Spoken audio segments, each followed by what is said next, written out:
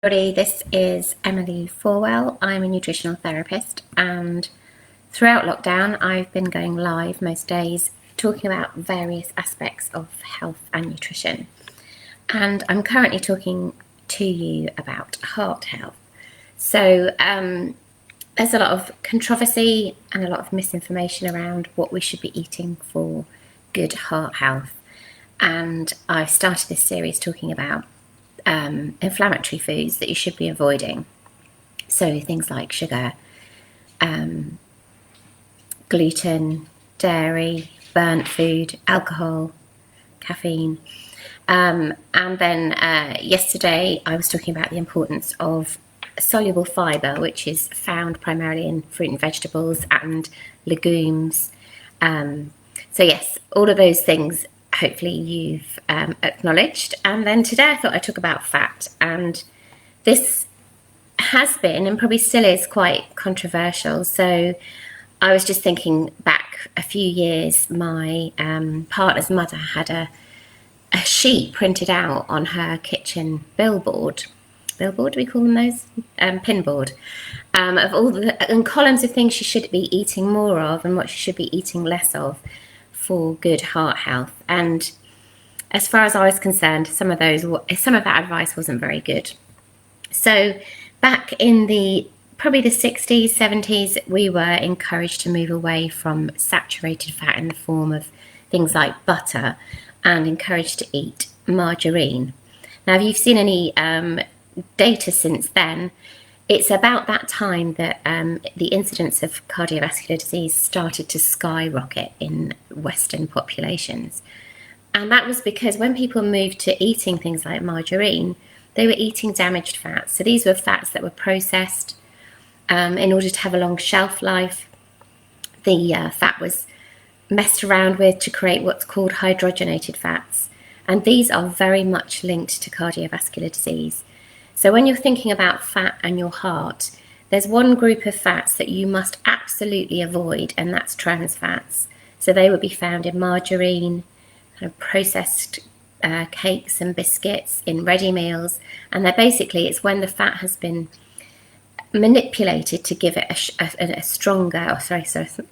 a longer shelf life. So now you might see the more reputable brands like McVitie's will have blazoned across their biscuits, does not contain hydrogenated fats. And a few of the supermarkets had massive adverts to say they were cutting them out of their foods. So those are the foods that actually are linked directly to cardiovascular disease. So avoid those. The other thing to avoid in terms of heart disease is burnt and damaged fats. So what comes to mind immediately is kind of browned and burnt sausages. Anything that's browned or burnt where the fat's been burnt, that is bad for your health. So avoid those. Avoid oxidized fats. So these are fats that have been damaged by oxygen.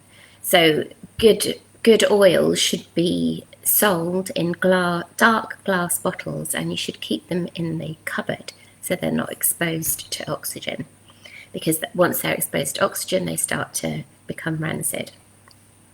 So the type of fats you should be eating are polyunsaturated fats. So these are found in foods like nuts and seeds and vegetables.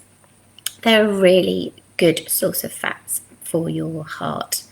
And you'd also find them in oily fish. So omega-3 is particularly good for your heart, and it's found in oily fish and some nuts and seeds. So it's particularly high in flaxseed and walnuts. But oily fish is the best source of it.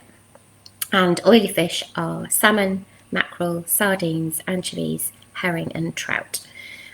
So if you have a diet that is rich, that's my dishwasher, that is rich in oily fish, nuts, and seeds, you'll be doing your heart so much good. And then the kind of fats that are found in avocados are also really good for your heart. Olive oil is amazing for your heart, so use that liberally. And then what about saturated fats? So saturated fats can either be from an animal source or a plant source. There's not many plant sources, but one you're probably familiar with is coconut oil. So saturated fats are much sturdier than polyunsaturated fats because of their chemical makeup. So they can withstand heat more than polyunsaturated fats. And I would say, in terms of heart health, I would have a moderate amount of these fats. These were the ones that historically we were told to avoid, so we shouldn't be eating butter and you shouldn't be having fatty meat.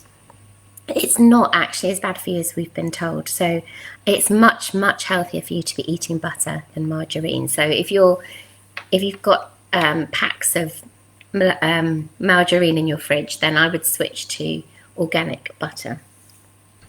So hopefully that's given you some information around fats. Don't be scared of fat. It's good for you, particularly the essential fats, and that's omega-3, 6, 7, 9. And the fats to be consuming more of for great heart health are the fats found in oily fish, nuts, seeds, olive oil and avocados.